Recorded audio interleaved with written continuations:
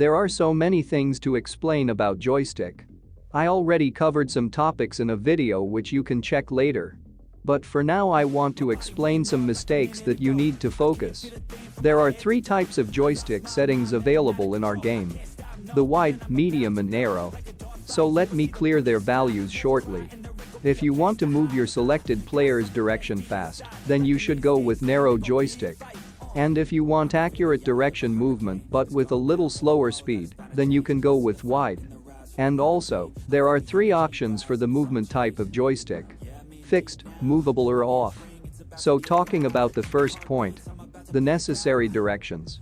Keeping a fresh movement with joystick towards the actual direction for making a good player move is way better than unnecessary skills.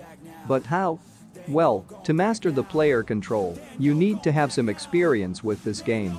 Read the movements of your opponent players, then try to predict the free space around your player and move towards that direction immediately. Like this, you can control the ball without any fail in some vital areas. Remember to read every nearby players. Sometimes you have to dribble against 2 or 3 players together, so keep the joystick movement stable with the player to control the ball without any fail.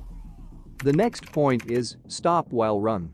I already mentioned in one of my previous video that let your player pause the movement for a second after receiving the ball and then move him suddenly towards front to sprint successfully. Because nowadays, if you try to sprint straightly, then defenders will catch your player almost every time. But you can do one more thing, and that is sudden pause while running. This will help your player to control the pause and confuse your opponent with that sudden movement. You have to pause the player by tapping the joystick 2 or 3 times. Then pause for 1 second and move him any sideways to dribble successfully. This method is a little harder to do. Make sure to practice well.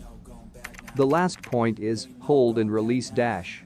Holding the dash button while running makes your player move faster than normal. But sprinting unusually will make the control useless.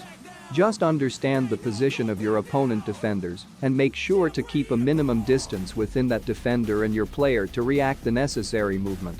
Try to release the dash button before the ball is out of control and before the time of opponent's movement at same time.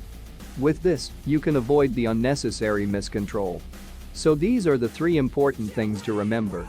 If you want to learn more about joystick controller dash button usage, you can check these videos.